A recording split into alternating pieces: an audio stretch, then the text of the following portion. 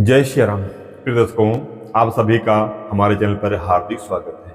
आज के इस वीडियो में बात करेंगे इस वर्ष 2025 में चैत्र माह कृष्ण पक्ष की एकादशी कब है। चैत्र कृष्ण पक्ष की एकादशी व्रत कब किया जाएगा। एकादशी व्रत का पारण का शुभ समय क्या रहेगा। एकादशी तिथि कब से कब तक रहेगी।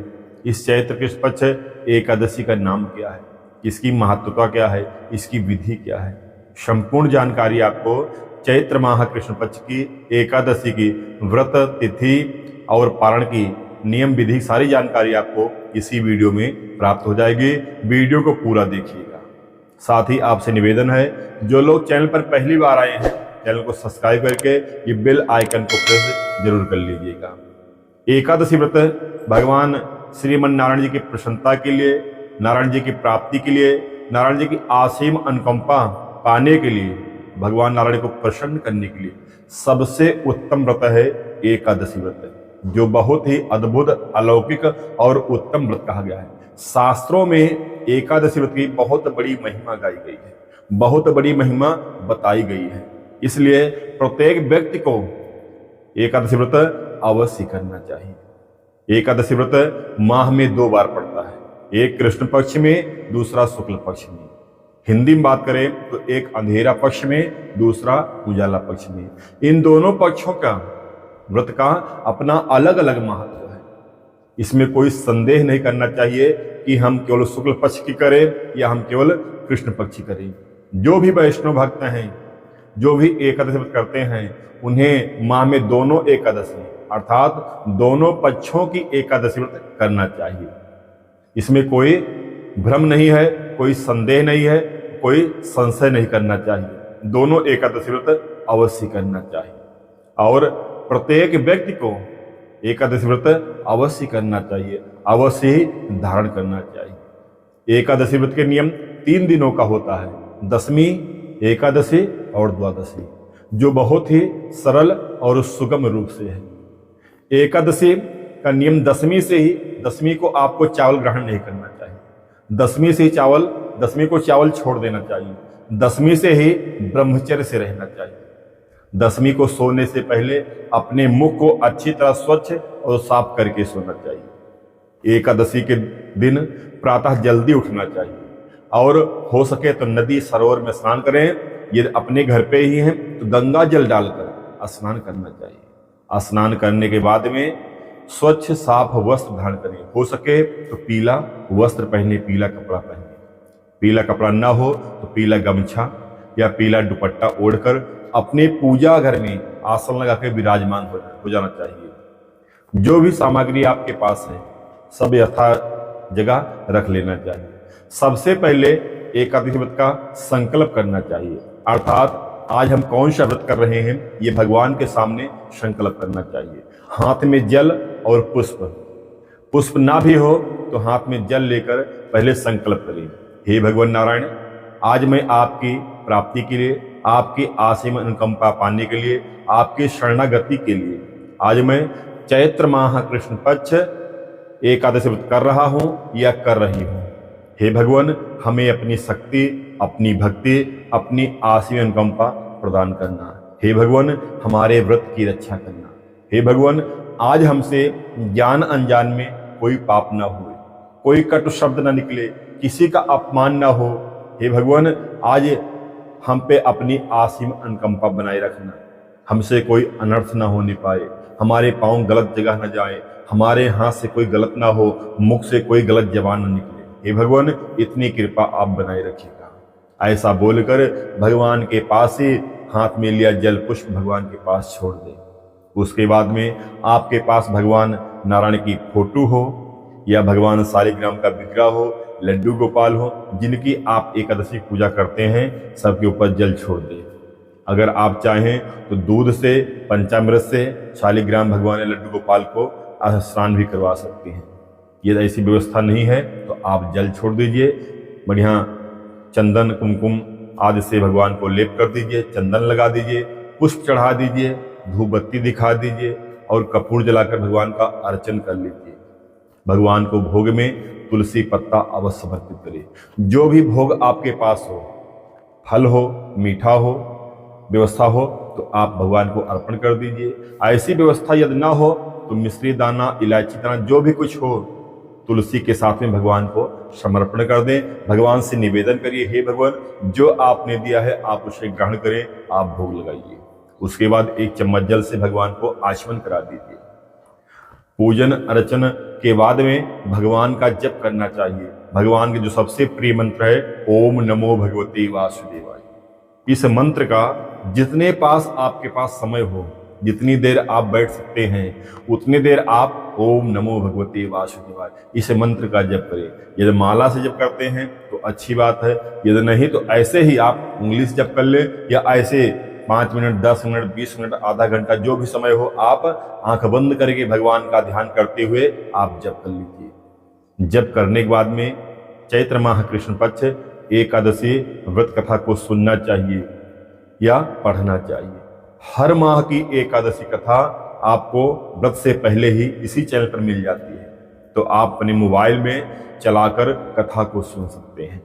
कथा सुनने के बाद में भगवान नारायण की आरती उतारें। आरती करने के बाद में आपका व्रत शुभारंभ हो जाता है। अपने व्रत पर विशेष ध्यान रखें। जैसे भी आप व्रत करते हैं, जल पीकर, निराजल, फलाहार, जैसे आपकी शरीर सामर्थ्य दे रही हो वैसे करना चाहिए। यह व्रत भाव, भक्ति और श्रद्धा विश्वास का विषय होता है। जैसे आपकी सामर्थ्य हो वैसे आप व्रत रखें। दिन भर आप भगवान के विषयों का, भगवान के चरित्रों का चिंतन करिए। भगवान में ही आपका मन लगा रहे। संसारिक में अपना मन न उलझाइए। कोई गलत कार्य इस दिन न करिए, कोई चोरी चुंगली न करिए, किसी की बुराई न करिए, किसी से लड़ाई झगड़ा गाली गलौज न करिए। सात्विक मन आपका रहे। हो सके तो आप मंदिरों में जाएं, वहां भगवान का दर्शन करें, कुछ दान पुण्य कर दें, ब्राह्मणों संतों की सेवा करें, कुछ दान कर दें, और शाम को पुनः स्वच्छ होकर फिर भगवान का पूजन उसी तरह करें। पूजन करें, जप करें, कथा को सुनें। एकादशी व्रत में रात जागरण का बहुत बड़ा महत्व बताया गया है। रात जागरण अवश्य करना चाहिए।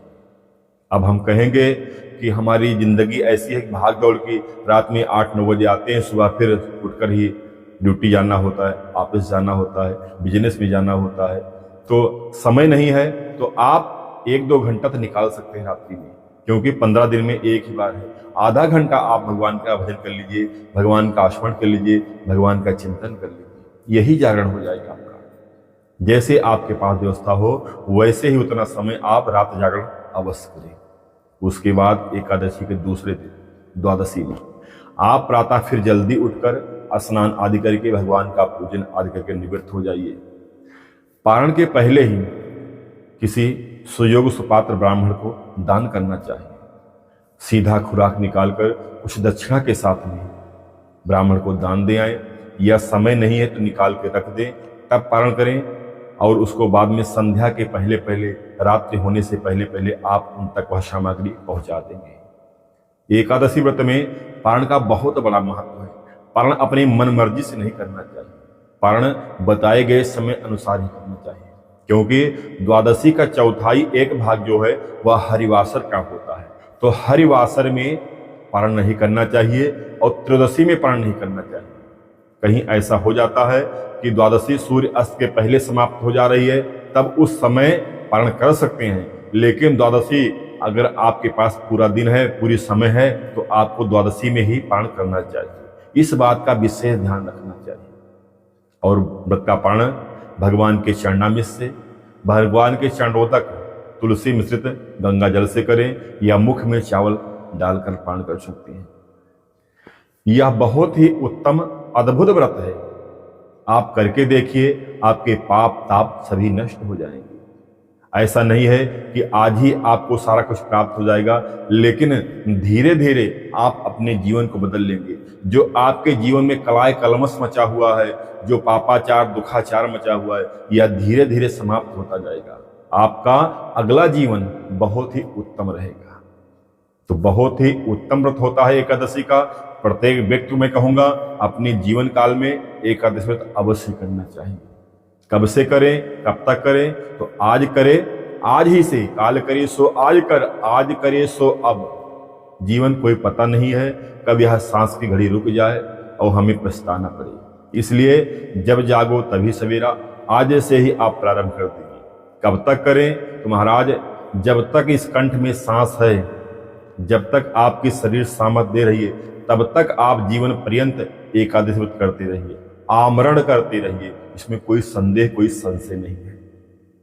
इस वर्ष 2025 में एकादशी तिथि का प्रारंभ हो रहा है सोमवार 24 मार्च को मध्य रात्रि में 12:28 पर, जो अगले दिन मंगलवार 25 मार्च को रात्रि में 11:31 तक एकादशी तिथि रहेगी। उदया तिथि के अनुसार चैत्र माह कृष्ण पक्ष एकादशी व्रत मंगलवार 25 मार्च 2025 को ही संपन्न किया जाएगा। इस एकादशी का नाम पाप मोचनी एकादशी है, जो समस्त पापों को नाश करने वाली है, समस्त पापों का क्षय करने वाली है। और इस चैत्र माह कृष्ण पक्ष पाप मोचनी एकादशी व्रत का पारण बुधवार 26 मार्च को प्रातः 6:20 से लेकर 8:50 के मध्य करना सबसे उत्तम रहेगा। हालांकि द्वादशी तिथि रात्रि में 10:16 तक रहेगी, तो आप पूरा दिन व्रत का पारण कर सकते हैं, इसमें कोई संदेह नहीं है। क्योंकि द्वादशी पूरा दिन रहती है, द्वादशी में ही करना चाहिए। विशेष पारण का समय है यही सुबह 6:20 से सुबह 8:50 तक। बाकी आप इस बीच नहीं कर सकते हैं तो पूरा दिन कभी करिए, कोई संदेह नहीं है, कोई संशय नहीं है। आपको यह जानकारी हमारी पसंद आए तो वीडियो को लाइक कर दीजिएगा और कमेंट में जय श्री कृष्णा अवश्य लिखिएगा। यह वीडियो शेयर करके आप भी एक पुण्य का लाभ जरूर कमाइएगा। यह वीडियो अपने तक सीमित ही मत रखिएगा, लोगों तक शेयर करिएगा। अच्छा ज्ञान देना, अच्छी बात पहुंचाना हमारा धर्म होता है, हमारा कर्तव्य होता है। जय श्री राम, जय जय श्री राम।